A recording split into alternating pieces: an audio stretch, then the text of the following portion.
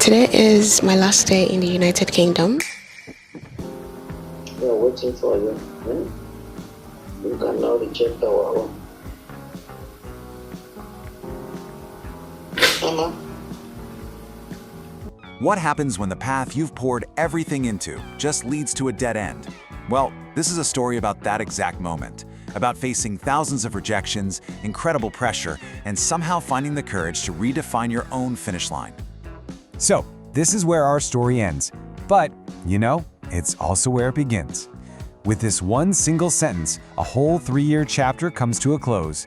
And to really get the full weight of it, we've got to go back. Okay, so let's dive into this. So a little over 3 years ago, you guys watched me get my visa to the UK. You saw me pack my life in suitcases and travel across continents to go study in the United Kingdom.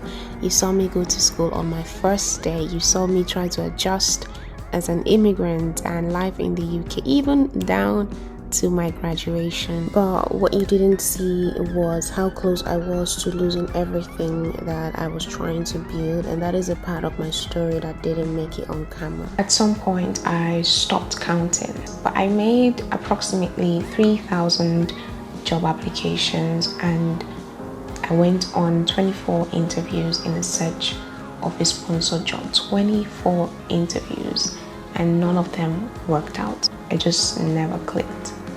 I applied to jobs like my life depended on it. I tailored every CV, every cover letter for each role across different sectors.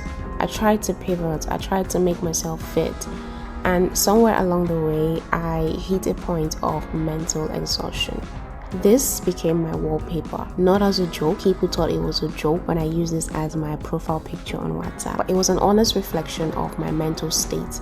I was exhausted. And so when I realized I was running out of time, I made the hardest decision that I'd been avoiding. And I booked my flight home. And this is the moment where I told my mom that I was coming back.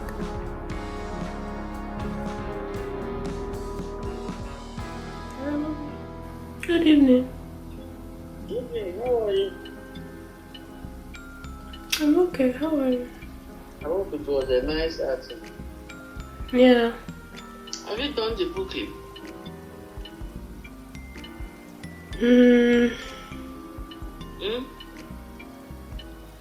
Yeah. Okay. Alright. Okay. No, that's fine. We are waiting for you. You can now reject our own. I believe God wants to establish you there. We will do it for you. Did you check the scan thing?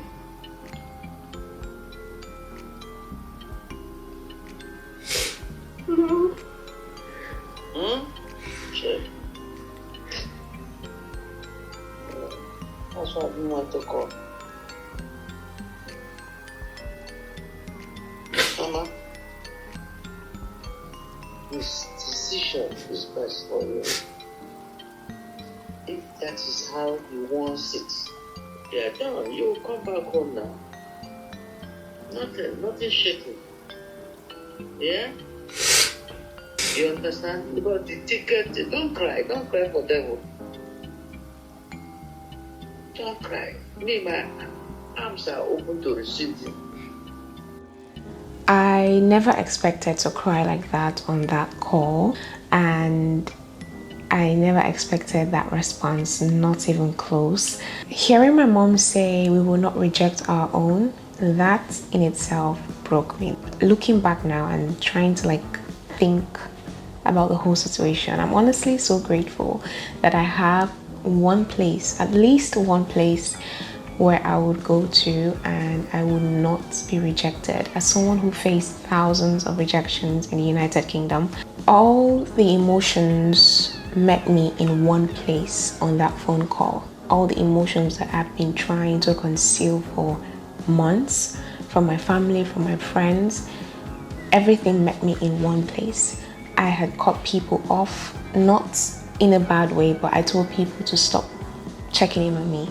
I told people, see, if you're gonna check in on me, don't ask me about a job. don't ask me about my visa situation, because I honestly don't have the answers. I don't have the answers to how far any news was going on. Come on now. Not having the answers to questions from people trying to check in on me really made the anxiety worse. And so in that moment when I had booked my flight and I told my mom, it was like I was just releasing and just letting go of trying to control and hold everything together. I didn't want to keep explaining something that even I myself could not understand. Okay, so before we actually get to close this chapter, I would like to unwind or rewind a little bit. So these are like my last few moments or last couple of days, months before leaving the UK, and this is how I chose to spend it. I spent it with people who were close to me, doing the things that I've always saved on TikTok to try out in London, and I eventually did a couple of them, not all of them, but just a few of them, because that's another topic for another day, putting your life on hold and saving things that you would do when everything is settled. It is not advisable, but that's a topic for another day. But I was able to do the things that I always wanted to do in London. Not all of them, but I did a few things. Choose to remember about my last couple of moments in the UK.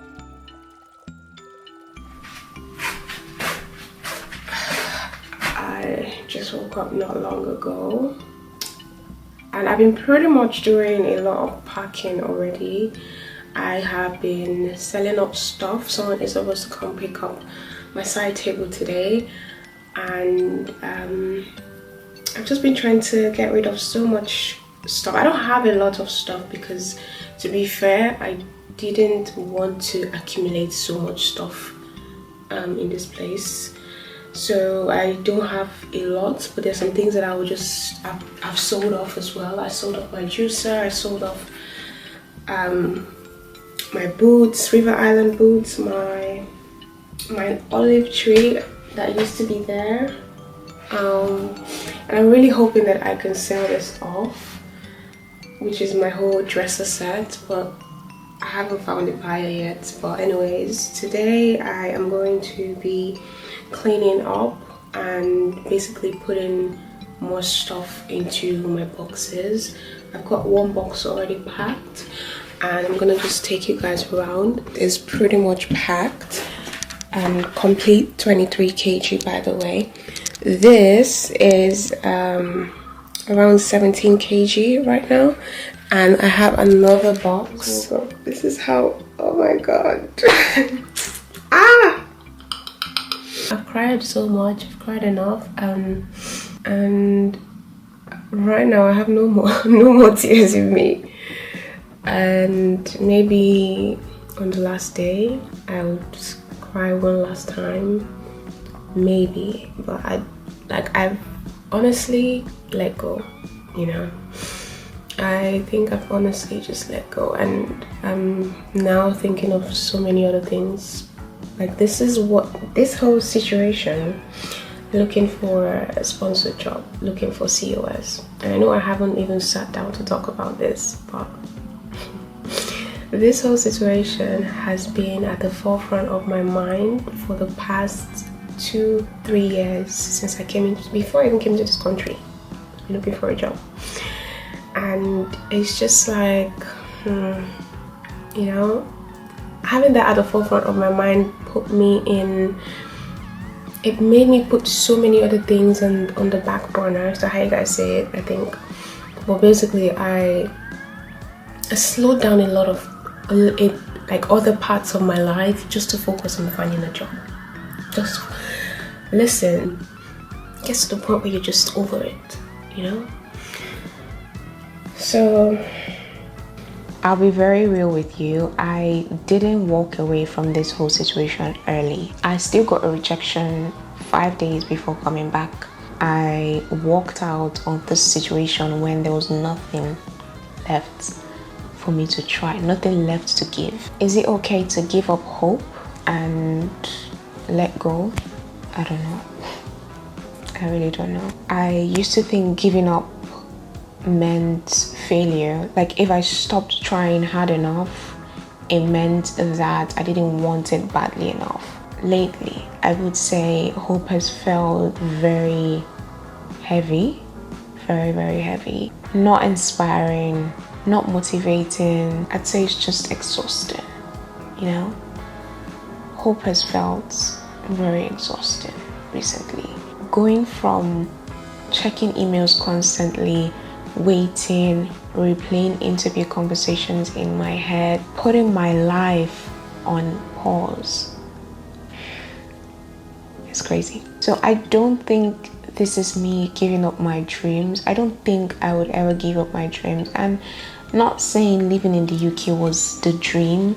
The dream was to live abroad at this stage of my life, to just travel, live abroad, do things on an international scale.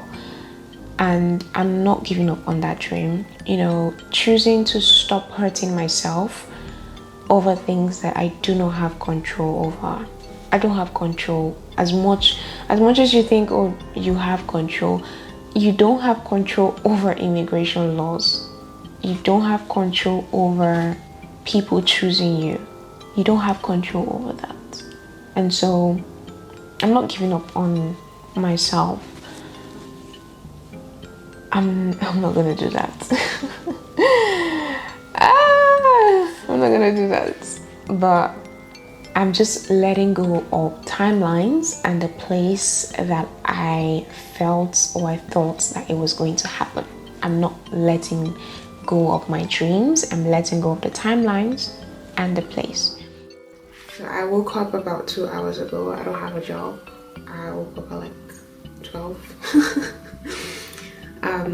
So this is now 4 days and 23 hours to my departure from the UK, and yesterday I let go of my table, chair, mirror, and basically my dresser, the whole setup, and reality began to hit.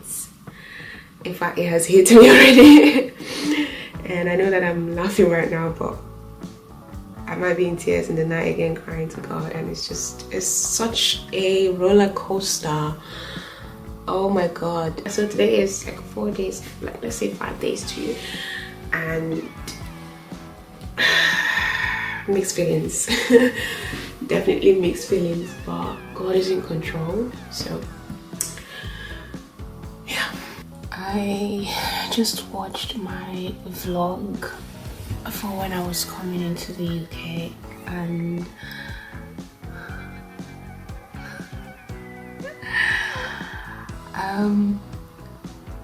a few hours ago I was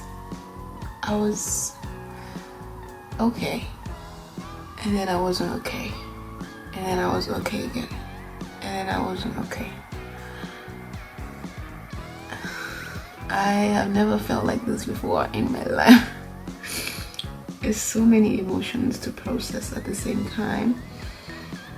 I've cried yesterday rather. It is currently 1 a.m. I have cried my eyes out yesterday, and watching my vlog, I don't know, like I was so hopeful. I was so happy coming to the UK, and now I have to leave. Not what I planned, not what I envisioned, but what can I do? I don't know. I really don't know. Today's my last day. I have a couple of errands to run. It's a very busy day. I don't know if I'm gonna have the time to vlog. I will try. I need to figure out what to do with my hair as well, because I don't want to look like what I've been through.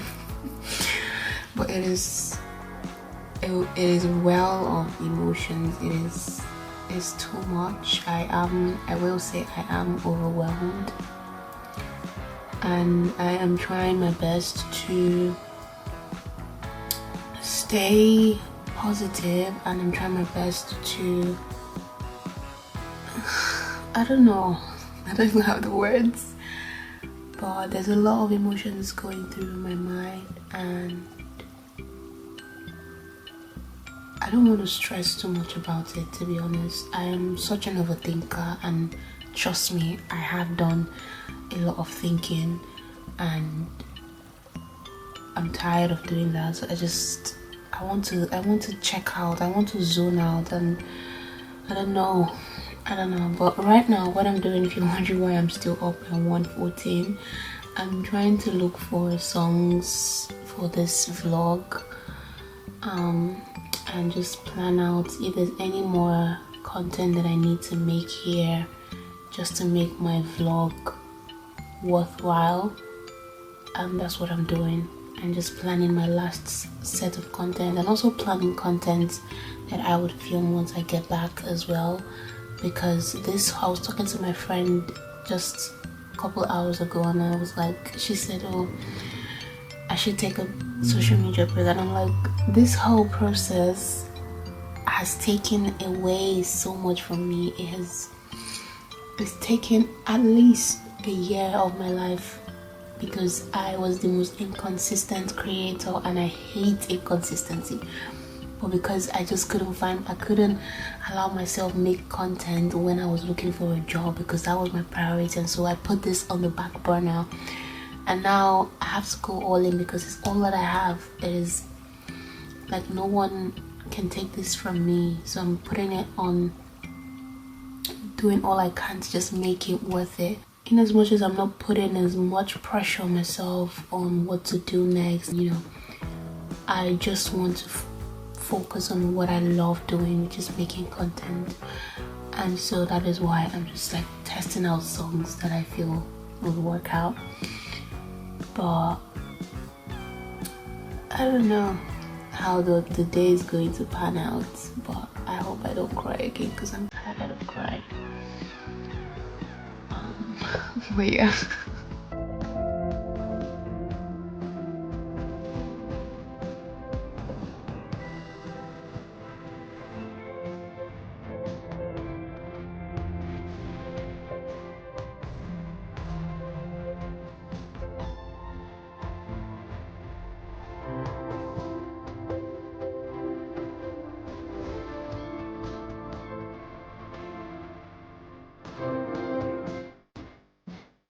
The ride to the airport was very quiet, to the point where my Uber driver asked me, hey, do you want to connect your Bluetooth just so that you could listen to something? I was like, I wasn't crying, but he just felt, oh, it's just so quiet, and I was actually enjoying the silence, and I said no, it's fine. And in that moment, nothing made sense. I couldn't understand what was happening. I couldn't understand why I failed interviews so much. After prepping, listen, I'm not a lazy person, right? I'm not lazy. I'm also not lackadaisical. I put my mind to something and I get it done. So putting and pouring hours into preparing for interviews, researching, doing all that needed to be done, speaking to people before the interviews, I couldn't in that moment understand why I was on my way to the airport. And so I just sat in silence in my Uber ride. Or was it Bolt? I don't know. And I just sat there. I got to the airport early. I sorted out my luggages, and I sat there for a bit. And then I got a call where it was just a check-in call. And you know the usual check-in calls. Oh, how far? Have you checked in now? How are you feeling? And of course, I did. I'm okay. Personally though, it's not a time where I could be expressive, but I guarantee you I was not okay.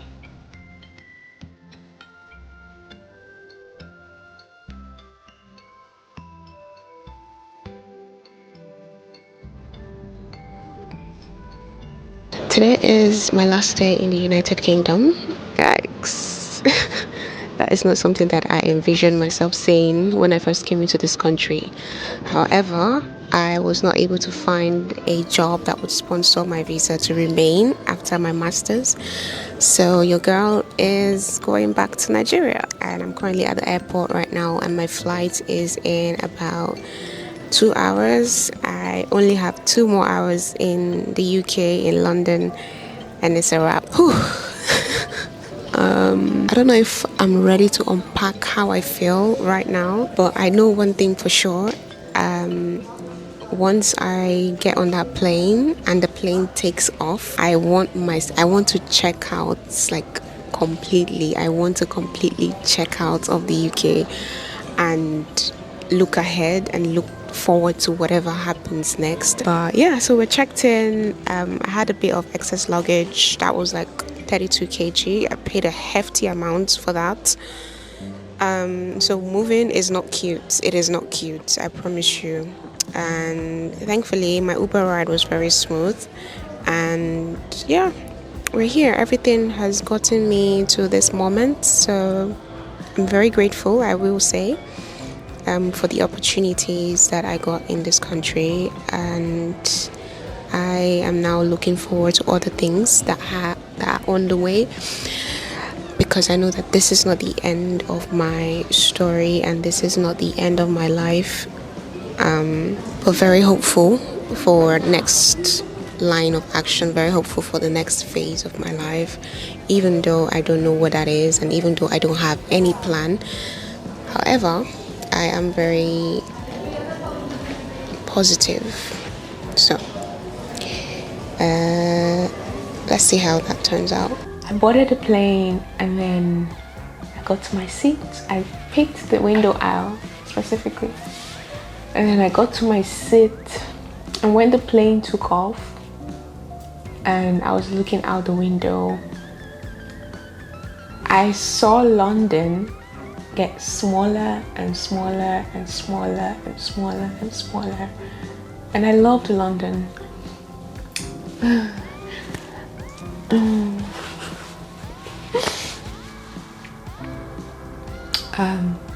London was like home, and so just like leaving London just did something to me. I shed a tear once we took off, and then I just kept, I just looked over the window and I saw London get smaller and smaller and smaller, and until I could not even see anything, and it was just clouds. And not like reality hadn't dawned on me at that time, but yeah, it was real now. I was up in the air. I left the UK, and that chapter was done. Cabin crew, comments final secure.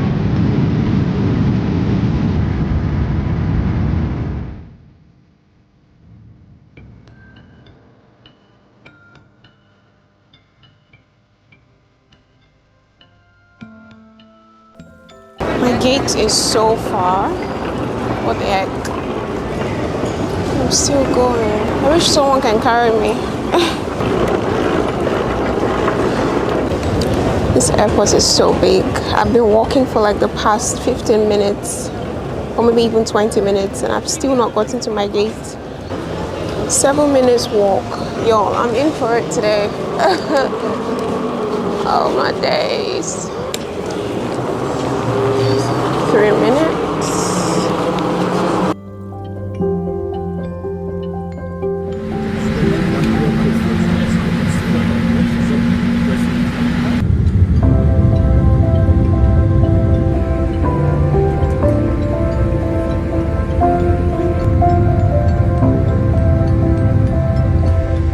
And so I landed Abuja, and almost immediately allergies kicked in.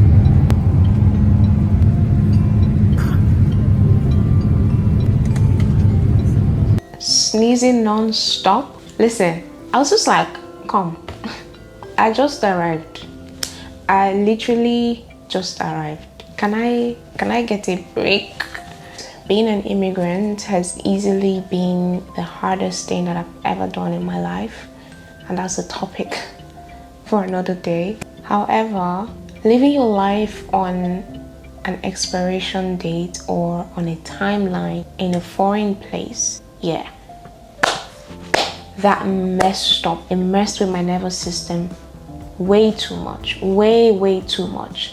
And I don't even think at the point of making this video I have recovered from what that did to my nervous system. However, especially when you have to get some sort of renewal and the deadline is approaching, it affects your mental health. And I see a lot of people talk about this, but it is, I don't know if it's even talked about enough. I never thought I would be one that would have to regulate her nervous system, have to tell herself to calm down. Like, listen, that thing messed up. It messed with me too much, way too much, way too much. And I think more than anything about being an immigrant, that was what really got me.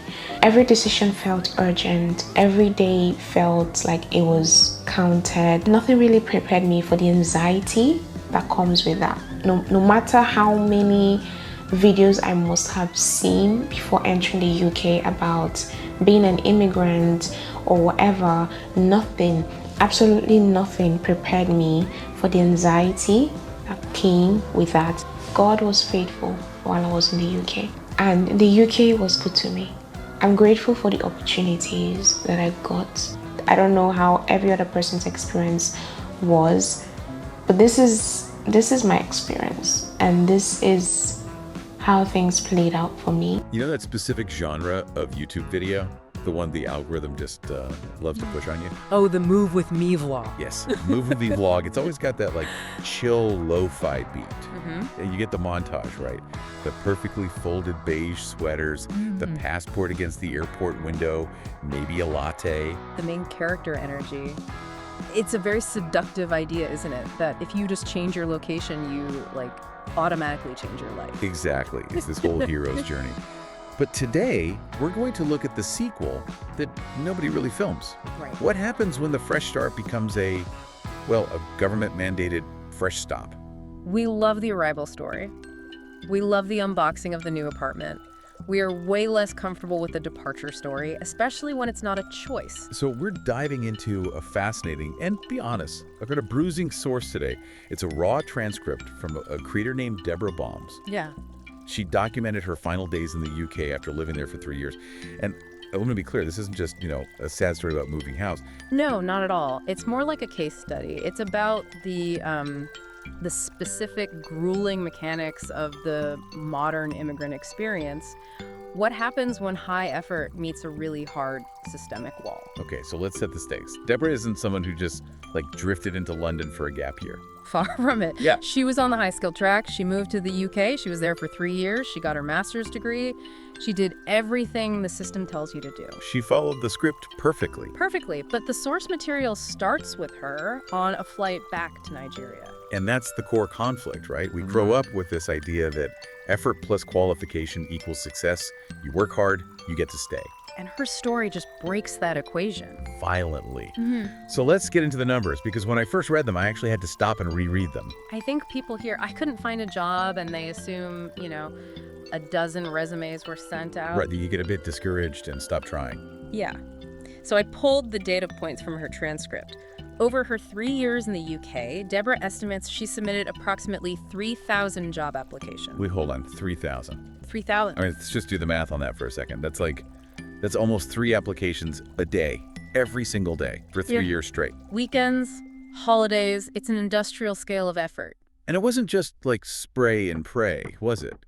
She wasn't just hitting easy apply on LinkedIn. No, she's explicit about that. She was tailoring CVs, writing specific cover letters for each role, trying to pivot sectors. She was constantly trying to mold herself into whatever the market wanted. But here's the statistic that I think is the most telling. Out of those 3,000 applications, she landed 24 interviews. Which is such a crucial metric. It is, because getting 24 interviews proves you are not unqualified. You don't get into the room 24 times if your resume is, garbage. Exactly. The conversion rate to the interview stage shows she was a competitive candidate. She had the skills, she had the masters. But the conversion rate to an offer was 0. And that points directly to the barrier, sponsorship. This is the technical part we should probably explain. Hiring an immigrant in the UK isn't just about liking them in an interview. It's a whole bureaucratic thing. It's a financial and legal hurdle for the company. You can be the best person for the job, but if you come with a £5,000 visa price tag and months of paperwork... And the second best candidate doesn't, yeah, you lose. She wasn't fighting other candidates. She was fighting a risk-averse hiring culture. And that gap, being good enough to interview but not sort of safe enough to hire, that must take a huge psychological toll. It creates a really specific kind of burnout. She talks about this image she put up on her WhatsApp profile. The wallpaper anecdote. This really stuck with me. She put up this image that she said reflected her mental exhaustion. And people messaged her laughing. They thought it was a meme, a joke. And meanwhile, she's thinking, no, I'm actually drowning. She says, that was an honest reflection of my state. It just shows you the invisible burden she was carrying. To the world, she's a cool grad student in London. Internally, she is weathering a storm of rejection. And she kept going. I mean, until the absolute last minute. The transcript says she got her final rejection letter just 5 days before her flight. Think about that. Most people would have checked out months ago. You'd be packing, saying goodbyes. She was still fighting for a spot until the buzzer sounded. Which leads to this phrase she uses that I think is the key to this whole deep dive. She talks about how immigration deadlines mess with the nervous system. It's a profound observation. We usually talk about immigration as policy visas, quotas, points. We rarely talk about the biological impact of living with a countdown clock. It's that inability to rest, isn't it? If you take a nap, you feel guilty. If you watch a movie, you think you should be applying for another job. It's a state of hypervigilance. She says she never thought she'd be someone who had to actively regulate her nervous system. But when your very existence in a country is conditional, your body is permanently in fight or flight. You can't settle. And that anxiety, it pushed her into isolation. This was the part that felt so counterintuitive. It makes perfect sense, though, when you think about it. Friends mean well. They text you, hey, any news on the visa? Or how far? And if the answer is always no? That question becomes a torment. It forces you to verbalize your lack of progress over and over again. So to protect herself, she just withdrew. It's that feeling of, I'm doing everything right, why is it going wrong? Yeah. You start to feel like maybe you're the problem. Precisely. And that pressure cooker, eventually, it has to give. She runs out of time. The job isn't coming. She has to make the phone call. The call home to her mom in Nigeria. And this is the narrative turning point. In her head, she's constructed this whole story. I am returning as a failure. She was terrified of that conversation. She thought she was bringing shame back with her. But her mom's reaction, it's just the best part of the whole source. It starts with this very practical, very mom moment. Right. She immediately asked, did you check the scam thing? Exactly. She's worried Deborah bought a fake plane ticket. Just classic mom behavior. Totally. But then, once it sinks in that she's really coming home, her mom delivers this line that just, it broke Deborah. She says, we are waiting for you. You cannot reject our own. You cannot reject our own. Wow. Just sit with that for a second. For 3 years, the entire UK system has been telling her, we can reject you. You are conditional. You are temporary. And her mom just says, here, you are unconditional. It's the ultimate safety net. Her mom adds, come back home now. Nothing's shaking. It's a complete dismissal of the shame Deborah was carrying. And she says she just broke down crying, but not from sadness. From relief. The relief of having one place in the entire world where she wouldn't be rejected. After 3,000 no's, she finally got one permanent yes. And that's what allowed her to actually leave. She stopped fighting because she knew she had a place to land. Yeah, she wasn't falling into an abyss. She was falling into a net. So the decision's made. She has a ticket, but she still has a few days left in London. And this is where it gets kind of bittersweet. She makes a bucket list. The last day's bucket list. Which is such a human paradox, isn't it? You're basically being evicted. But you're trying to squeeze the last drops of joy out of the city that's kicking you out. She finally did all the things she had saved on TikTok. She talks about playing the cube with her competitive friend Shane. And she won. She won. And she went to a pizza making class in Canary Wharf. It's this weird duality. She's laughing and making pizza while this clock is ticking down to 0. I think it's an attempt to claim ownership. She's saying, I couldn't conquer this city professionally, but I can still enjoy it personally. She's refusing to let the rejection taint all the memories. But then you get the flip side of that joy. The physical dismantling of her life. Oh, the selling of the stuff. That part is so visceral. It stressed me out just reading it.